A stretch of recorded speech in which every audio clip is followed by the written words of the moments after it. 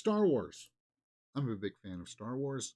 In fact, I think I'm going to go see Attack of the Clones in the theater again, May 4th. Yeah, there's a theater here in town. I'm going to bump up my total of seeing Attack of the Clones from 14 times in the theater to 15. Guys, I like Attack of the Clones. I'm sorry. Disney, though. Um, wow. Disney's $4 billion gamble on Star Wars still hasn't paid off. Yeah, they paid $4 billion for it, but James, didn't the Force Awakens and the sequel trilogy make enough back? Well, they made billions of dollars, but even that's $3 billion. They still haven't made recoup. Like you buy something for $4, you if you sell it for $4, you didn't really make a profit, right? So this headline is being splashed all over the place too, and I think it's just.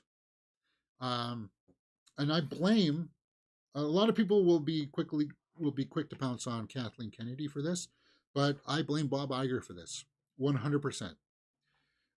Because and people like to, as I said, really blame Kathleen Kennedy for the sequel trilogy, but they don't blame Iger as much as they should, because it was Iger that really pushed Episode 7 out um, before it was ready.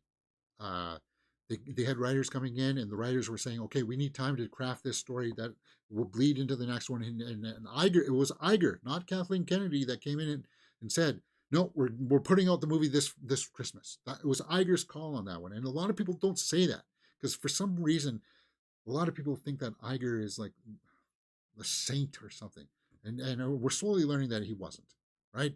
Because he was the one that installed Chapek, which really drove everything down, and then he had to come back now to try to sort things out, and then he's getting pushback from other proxies, and it's kind of like, yeah. So I blame Iger for this still, and as I said, guys, it's all about the writing. I don't understand this. The decision to take stories that people liked in the expanded universe and say, like, we're not going to even acknowledge that they exist. Or like, and we're going to make stupid statements like Kathleen Kennedy and say, there's no source material for this kind of thing. We don't know what we're doing here. We have to create this all entirely ourselves. And it's like, the rest of us fan base, we're going like, do you know what you're doing with Star Wars? Like, are you aware of all of these other books? So what if you have to pay Timothy Zahn a royalty or whatever? So what? Adapt it. Change, take old Joru Sabath or whatever, and the Luke clone. Take out the ridiculous stuff, but keep some of the essence. Which they were trying to do. I think it was William Arndt that did the first script for Force Awakens, which did have Luke come in at the end, and they even made like art of Luke coming in to fight Kylo Ren at the end, which would made a whole lot more sense. But JJ just took it and just rearranged things and just ruined it. So, uh, yeah, it still hasn't paid off.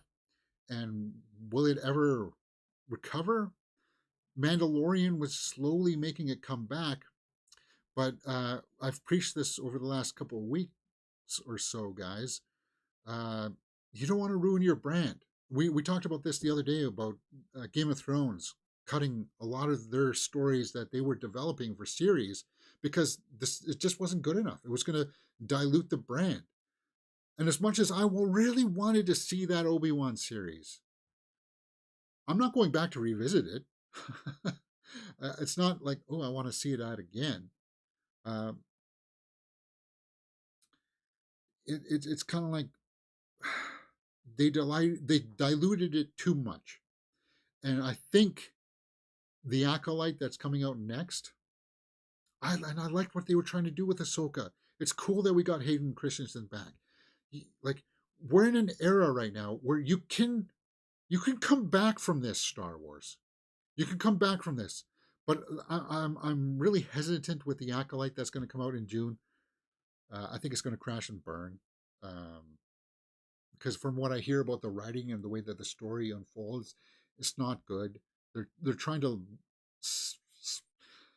retcon some of the canon, and that's not good. That's not good. Again, you're diluting the brand. So what you know what I would do right now? If I were Iger, I would test screen Acolyte.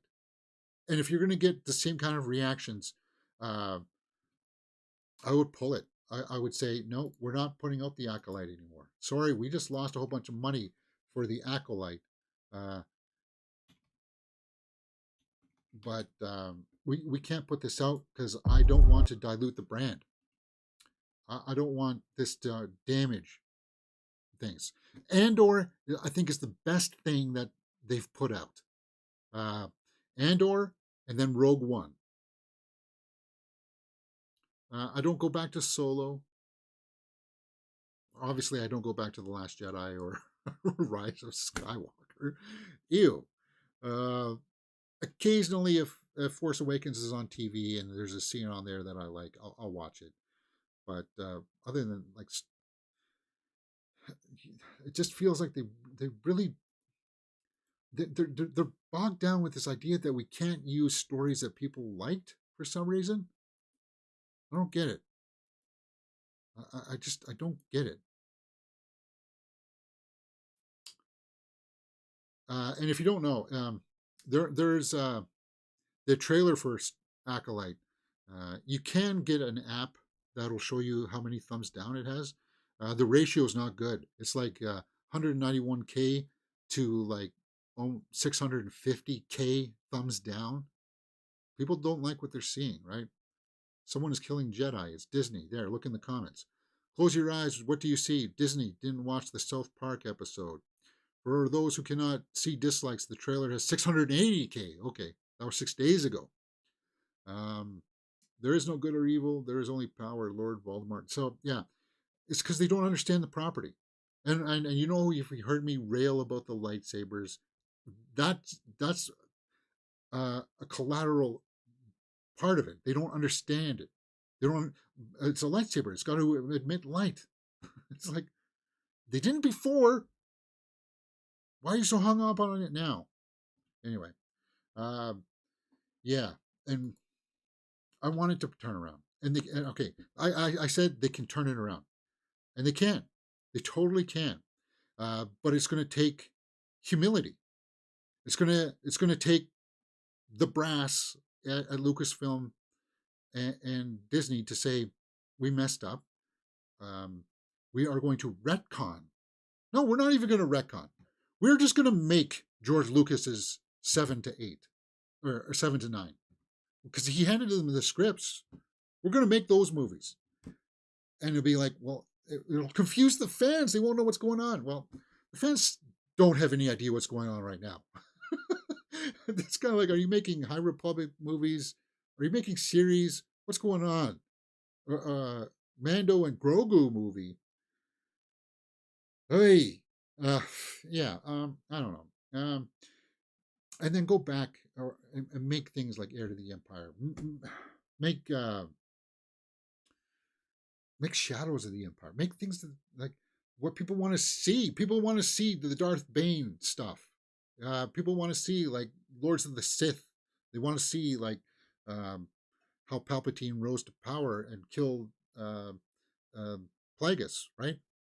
And have it kind of like the dark gritty stuff. Like you can do it, guys. You can do it. You can come back, and it just takes humility to say that we messed up, and we're not going to go in that direction anymore. We're stopping that stuff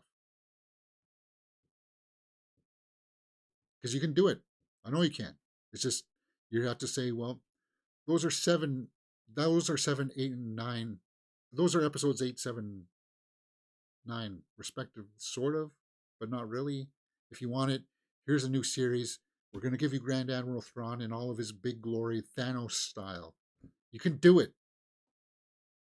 I just don't think they will, because you right now, you be like, well, how can you possibly go back and make Heir to the Empire now, James? Because Carrie Fisher's no longer with us. Recast, recast it. People will be okay with it. And if Harrison Ford doesn't want to come back to do Han for again, there's some way that you can de-age him. There's ways to do it. And you'd be like, well, that's a huge disservice for the people who liked Force Awakens and Last Jedi. What do you mean? They still have they still have those movies. They just don't. They just belong in an Elseworlds kind of Disney kind of stuff. Anyway, I'm ranting. So, yeah, in an interesting article, Pfeiffer in a live chat says, "Hey, Arglass says Disney should have done Star Wars what Marvel did, paid Filoni and Favreau to be the Kevin Feige from the beginning and let them create." Yeah, Arglass says, "I'd like to see a young Yoda doing the trials and eventually joining the Jedi Council."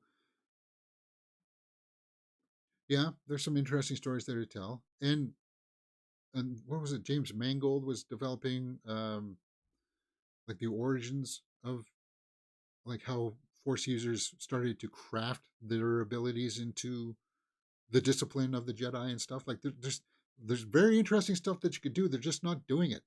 Um, what's going on with Patty Jenkins' Rogue One? Is it still on? It was off for a long time, and then you hear, okay, we're gonna go ahead with it now again.